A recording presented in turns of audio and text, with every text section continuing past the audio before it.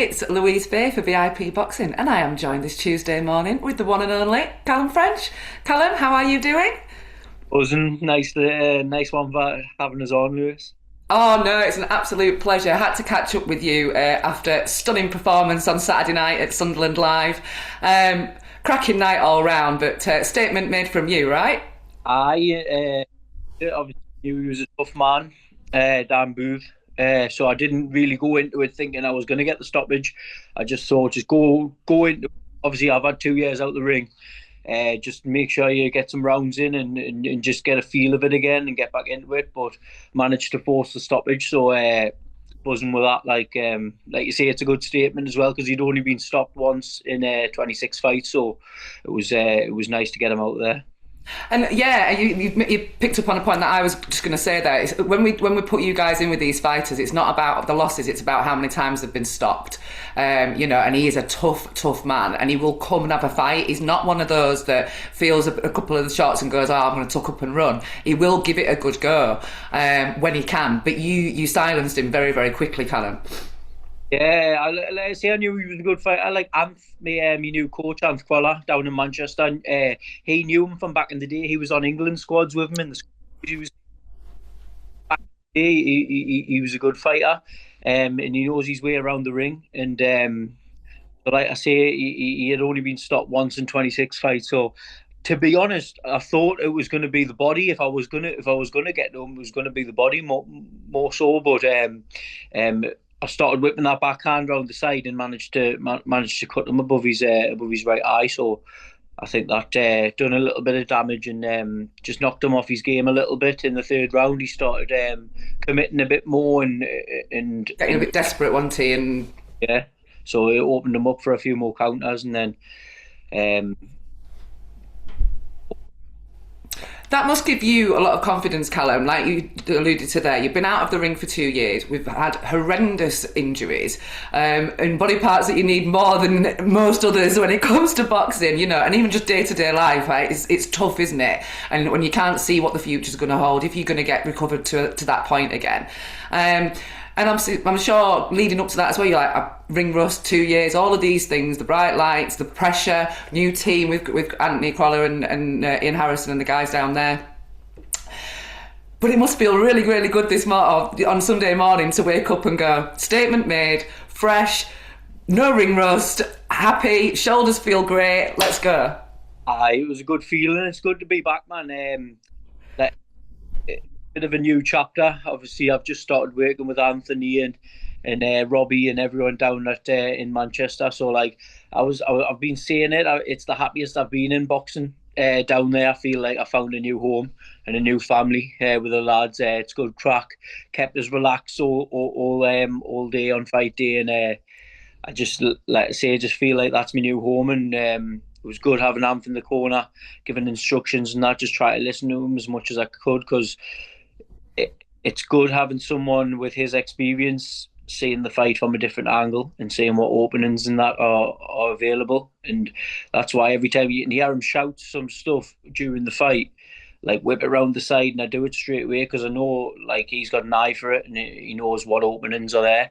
So I That's really interesting that this is your first fight under Anthony, and you're already in tune to that point because quite often when people change teams, it'll take a couple of fights to get that connection of hearing them in the ring when the bright lights are there and the crowd's there and things and knowing those little words that mean a full sentence and that kind of code that you create. But it seemed to me, like you just said, we could hear some of the things that Crawler was saying in the corner and we could see that you were then going on to action that. So that connection, like you say, it's already there. Yeah, I feel like I clicked with him as soon as I went down there.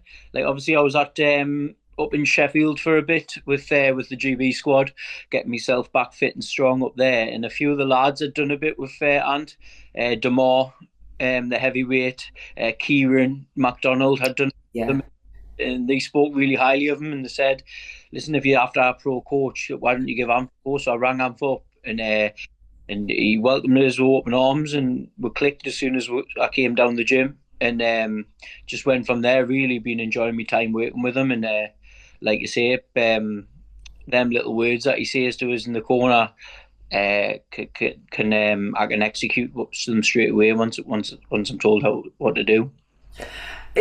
Everything you say there, I hear it because we have the privilege of coming and seeing the guys at Crollo's. A couple of our fighters have been there as well, and it is always a really relaxed. Get the work done. Don't get me wrong; it's hard, but it's a really relaxed atmosphere. The banter's it's lovely. It's actually it's a really fun place to be. And again, fight night, I get to see what's going on in behind the scenes, and it's probably one of the most relaxed home corners that you find. Because when you come fight night, go to the away changing rooms, they're having a right crack because there's no pressure. Home corner's very, very different. But Anthony has got a real way of just keeping things really mellow, hasn't he? That's what I like about him. He's one of them blokes it's all light and easy in the gym, and it's all crack and jokes, and then as soon as the round starts, he gets his serious head on, and it's name all laughing and joking. It's work time, and it's good to see that switch in him, because like I say, he can keep you relaxed and laughing and joking and that, but when it's time to work, it's time to work. And like I say, I like that switch in him as well that he's got, and he does that on fight night well as well. He keeps you relaxed. Him and Robbie and Ian as well. Oh, of course, yeah, you had Robbie Davies Jr. in your corner as well. Sorry, Robbie. He put a lovely post out about your fight as well, and I was meant to mention that, so thank you. Robbie's class as well, and not just the crack, but the experience that it's priceless. You're not really going to get better than that. Fortune side of it, but just like keeping you relaxed in that before you go in. They know exactly what to say to you and exactly how to make you feel before you go into the ring. So I'm presuming that Anthony and Robbie was over the moon with everything that went on Saturday night, but it's been a long camp, hasn't it, Calum? It's been a long year of rebuilding. And to get back fit to be able to fight on Saturday night. So I know you're going to have a little bit of a break, flying out somewhere tomorrow, somewhere hotter than here. But what does next year look like? Because we spoke to you before the fight, and it's hard, isn't it? Because you can't overlook what you're about to do. It can come across a little bit disrespectful, and you were very modest around that. But what is the plan now? Just get active, and just to get myself back into the swing of things first, and then hopefully some big fights in the new year. Really, I'm 30 years old now. I had a long amateur career. I boxed all over the world for years. I boxed WSB. I had 5 fights in the WSB, so I had a little bit of a taste of the pro game from that. And obviously I had a couple of bad injuries since I became pro, so I haven't got loads of time on my side, but I just trust Anth's judgment on how fast the move is and in what direction, because he knows the game inside out. He'll know how fast the move is and what opponent is in with. But I think I'll be ready for some big fights next year, definitely. Well, I'll certainly be keeping an eye out for those dates coming through, Calum. And just a word on a few of the other guys that were on the card on Saturday night. It was a cracking show, wasn't it? Top to bottom. Did you get to see much of it?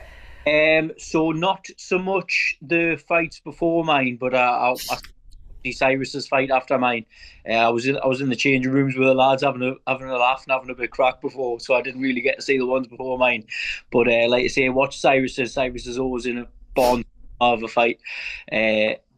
Just loves a scrap, doesn't he? So glad to see Cyrus win as well, because he's been through it as well. Like I say, we're both from the same gym, both from similar backgrounds as well. We both went on GB together. We used to travel down to GB in the car together. We both got on GB. We used to get the bus home from Birtley together as well. I didn't live too far from Birtley. I only lived 5-10 minutes down the road, but he lived in Alnwick, which was about 3 or 4 bus rides away, which is why I've got so much respect for him. He sacrificed a lot over the years to come to Birtley and improve as a fighter. So it was good to see Cyrus. Good to see Cyrus coming back and getting active and getting on these shows, and happy for him.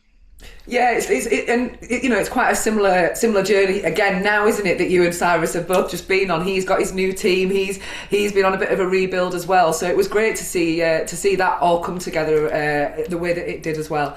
Calum, like I say, I know you've got about 24 hours to get yourself back together before you can go off and enjoy some winter sun. But thank you so much for putting smiles on everyone's faces on Saturday night at Sunderland Live, and congratulations back to winning ways. Let's go. Have it. Oh, take care, Calum. Have a good one. Mate, bro. For all boxing info, news and latest interviews, amateur and pro, across the north, click and subscribe. VIP Boxing Promotions. Also Twitter, Instagram and Facebook.